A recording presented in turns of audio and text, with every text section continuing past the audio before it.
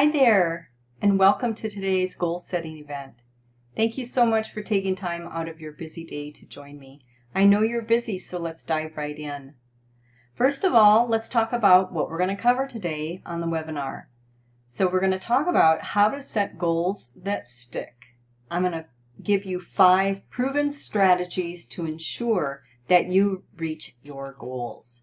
Let's dive in.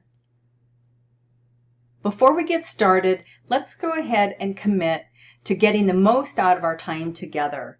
This presentation is about your journey to wellness, and I'm not sure where you're at on your journey, but in my work I see patients every day who are interested in making serious changes in their health as they want to live a healthy life both now and on into the future. So eating right and adopting healthy lifestyle practices won't guarantee that you will have a long and disease-free life, or as like I to say, free of dis-ease, but it will go a long way in ensuring that you have a measure of wellness in the midst of so many other people who are so very unwell. So we'll talk about examples of this if you like in the Q&A session at the end, but let's go ahead and get started because I have so much that I want to share on the nature of goal setting and the psychology, or what we know about the brain or how the brain works, so that we can use this to our advantage when we're working toward a particular outcome, and in this case, our wellness journey. So grab a pen and some paper and let's get started. So tell me, have you ever tried to set a goal, a health goal, say for instance like weight loss, or an exercise goal, or any other kind of goal? Most people have set goals, for sure. Have we met the goals though? Were you able to meet the goal that you set, or do you just keep resetting and working toward the same goal over and over because you fall off track, you get distracted, sometimes going back to where you started? So just so you know, you're not alone. We're all subject to distraction, and even some of us lose track of our goals after just the first week of commitment. I hope you don't feel like you are alone, because I assure you that you are not. I cannot tell you how common it is for people to decide on things that they truly want to accomplish in life, and they set a goal but ultimately come up short, and this leaves them very frustrated and discouraged. In fact, as the slide here says, 25% of people abandon their goals after just the first week, and even 60% will leave their goals off by 6 months. And the average person makes the same resolve 10 separate times without achieving success. Interestingly, only 5% of those who will lose weight on a diet keep it off. Only 5%. And 95% regain what they lost, and sometimes even more weight is put on. So it's very, very disappointing when this happens, and it makes you feel like you can never reach your goal, but I assure you again, you absolutely can. Interestingly enough, even after a heart attack, only a small percentage of patients make lasting changes around eating or exercise, the very thing that they need most to prevent a second heart attack. So you're in the right place if you've been working on the same goal year after year, but with little to no progress. Remember that stat that I gave you before: the average person makes the same goal 10 times without success. Sounds very gloomy, but I promise it's going to be a much brighter future for you, especially as we get going into our strategies. So you're in the right place if you have in the past started working toward a goal with a full head of steam, only to find your progress has halted because life throws you a curveball. Not to worry, I've got you covered. So you're also in the right place if you're tired of trying to lose the same 10, 20, or 30 pounds, and you're finally ready to crack that code on weight loss. I'm 100% committed to you and supporting you in reaching your goals, whether they be for weight loss, self-care, drinking more water, getting more exercise, whatever it might be. I am here rooting for you. So stick around, give me your email address if you'd like. I'm going to send you a goal setting worksheet that's going to kind of narrow down what we're talking about, plus use some of that brain psychology that I was speaking about to help ensure that you'll reach your goals. So a little bit about me. Here's me hard at work at my desk. I've been helping people reach their health goals since last century. My 3 favorite words are connection, community, and caring. I help people who feel stressed out, overwhelmed, fatigued by providing effective goal-setting strategies and accountability to keep them moving forward toward their goals. I recently pivoted my practice from disease care to preventative care, and I built a healthy habits school where even people who want a do-it-yourself type of a plan or a DIY plan, where they can find actionable steps toward reducing stress, easing overwhelm, eliminating fatigue so that they can get it all done and still have time for themselves. So here's what you'll learn by hanging out today. 1 single strategy that will instantly make you 42% more likely to accomplish your goals. In fact, your fat loss efforts, your weight loss efforts, exercise goals, everybody wants to meet their diet and exercise goals, yeah? 42% more likely to accomplish your goals. And I'm going to teach you how to make your goals quit-proof so that you can finally achieve them once and for all. Sound good? We're going to talk about a simple and yet powerful principle that will enable you to stop procrastinating and enable you to be a massive action taker. Clarity on the next steps that you need to accomplish your goal and the things that matter most to you, so that you can stop drifting and start creating the life that you want. So whether you think you can or you think you can't, both are right. So think about that. Your brain doesn't know the difference between whether you think you can or you think you can't. So we're going to focus more on the think you can part and get our brains on board with helping us meet our goals. So do you believe in the power of written goals? Most people will raise their hands and say, absolutely, of course, you have to write your goals down. But then the question is, have you actually written down your goals on paper? Surprisingly, most people take their hands down and say, no, I guess I haven't really done that. Yet, research has proven that people who actually write their goals down are significantly more likely to reach them than those who do not. Interestingly enough, too, is that people who set goals and therefore write them down and achieve them are happier, live longer, and even make more money. How cool is that? Still, even knowing this, people don't write their goals down, which makes them less likely to reach them. So there's another couple of tricks that I'm going to share with you, some strategies to enhance your success and the likelihood that you'll achieve your goals. We're going to talk about 5 strategies to make achieving your goals fail-proof. Ready? Grab your pencil. Strategy 1, keep your goals few in number. If we have more than 7 things on our to-do list, it decreases the likelihood that we're going to actually accomplish those things. And that kind of ties in with something that I learned being an educator, that the brain can really only retain 7 pieces of information at any one given time. And interestingly enough, and maybe you knew this already, but that's why phone numbers are 7 digits. Isn't that cool? Because 7 is like a magic number. But we're going to trim that down even a little bit more. We're going to drop the number of goals that we're going to work on for this first round of the goal setting strategies to just 3. Okay? So, step number 2, or strategy number 2. Make your goals smarter. So what does that mean? SMARTER is an acronym, and you may have heard this before too. Do you remember what it stands for? S is for specific, M is for measurable, A is actionable, R is realistic, T is time-bound, and then the ER part is an add-on from Michael Hyatt, and it just makes so much more sense, and it helps you get even more dialed in on reaching your goals. The E stands for exciting, and then the R is for relevant.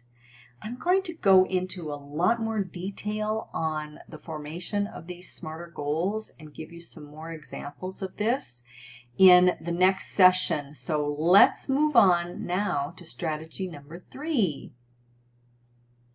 Strategy number 3, you guessed it, it's writing your goals down. You'll be much more successful if you write them down, and not just write them down, but keep them in a conspicuous place so that you can review them ideally every day. You know, I had an associate that I worked with that had taken some Facebook posts that had positive affirmations on them and somehow put them into her phone, saved them, and then she was just able to scroll these affirmations. And so every day she would go through her affirmations. And I thought, you know, that would be ideal for us to do in terms of our goals, because we're always looking at our phones, right? So if there's some way that you can capture your goals either on like a note or a screensaver or something like that that you can keep on your phone, and just keep them front of mind at all times so you keep your attention focused on what it is that you really, really want. So that, again, there is incredible power in writing down your goals. It's like your brain says, look, if you don't have enough effort to write these down, I'm not even going to take you seriously. So in fact, there is research that was done by Dominican University, a particular Dr. Gail Matthews, that studied a group of those who wrote their goals down and then a group who didn't write their goals down. And then she found that if you just write your goals down and do nothing else, that it increases the likelihood of you achieving your goals by that 42%. So why wouldn't you write them down? Let's get them written down. Let's make it real. Okay, so just a reminder, 42% writing your goals down, and you will automatically have a higher likelihood of success. So strategy number 4, review your goals frequently. As I mentioned, you can put them in a prominent place in your environment. I have a little note, a sticky note that I keep on my small laptop beside me here to remind me of things that I'm focusing on, so that every time I open my laptop, there's my little note and I can see it. Some people put them on the bathroom mirror. Some people write them in their journal, and they grab their journal first thing in the morning and maybe do their gratitude journaling and then review their goals and sort of keep them front of mind, front and center in your life. The number 1 reason why people do not achieve their goals, again, is that they are not keeping them front of mind and keeping them front and center. So you want to keep them in that convenient place and then be able to read them often. Okay. So, on your to-do list, what actions can you take this week to make progress toward your goal? So take a couple of moments and think about what kind of goals you would like to have. Keep them small in number. Okay, so maybe just make up 3 goals. Kind of sketch that out, what that might look like for you. You can sketch them out and then fill them out a little bit more clearly later on, and use that SMARTer acronym to guide your writing of the goal.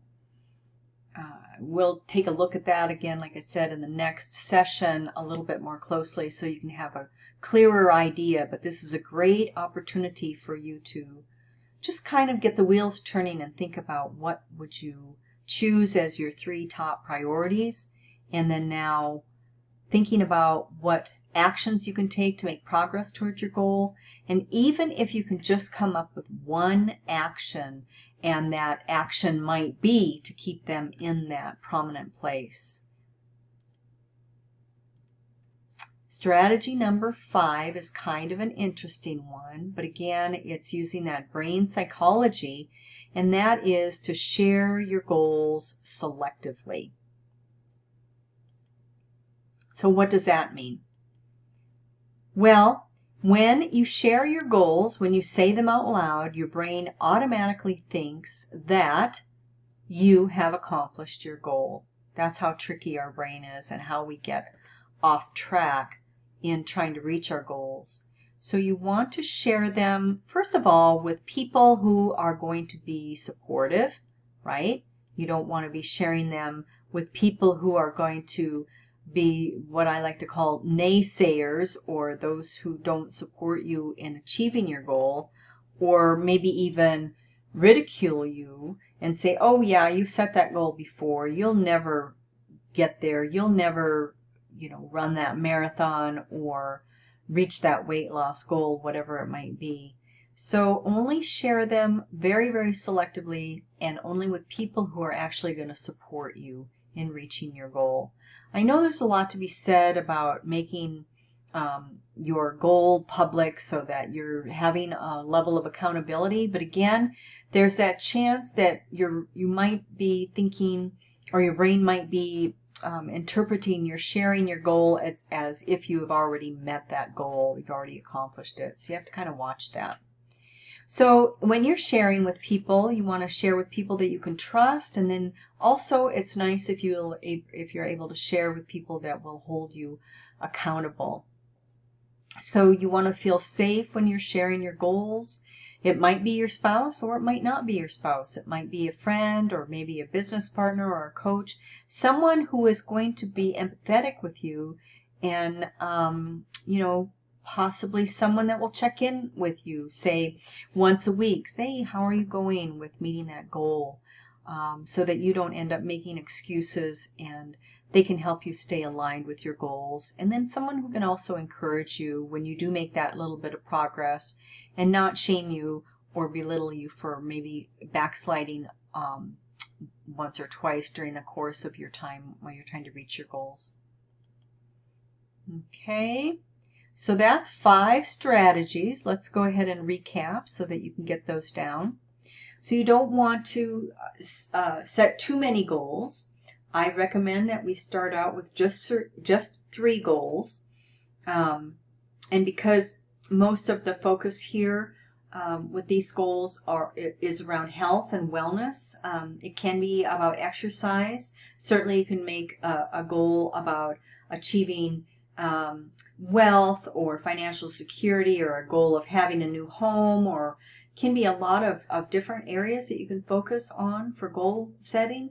But for the purposes of aligning and achieving health, something that is going to give you health now and then again on into the future so that you can stay healthy, I think those are definitely worthwhile goals to set when you're first starting out. Because really, without your health, what do you have? Health should be your number 1 priority. So don't set too many. Pick 3. Do make them smarter goals. So specific, measurable, actionable, realistic, timely, and then that little piece about making them exciting and relevant. Write them down. If you've got your journal, you've already sketched out a little bit, you've got the wheels turning and you're thinking about what your goals might be, you can use that. If you want to share your email address with you, I'm happy to send you the goal setting sheet that I use with my programs, and that will help you a great deal as well. Then you want to keep them front and center where you're reviewing them frequently, and I would say minimally every day, maybe even twice a day, especially when you're first getting started. So you can kind of do like a recap and an evaluation of how your day went, and remind yourself before you go to bed, hey, when I wake up, I'm going to set my focus on reaching my goals. And you will get there, and you will feel so proud and such a fantastic sense of accomplishment. As you're doing your goal setting, you want to share them selectively with people that will hold you accountable and will support you.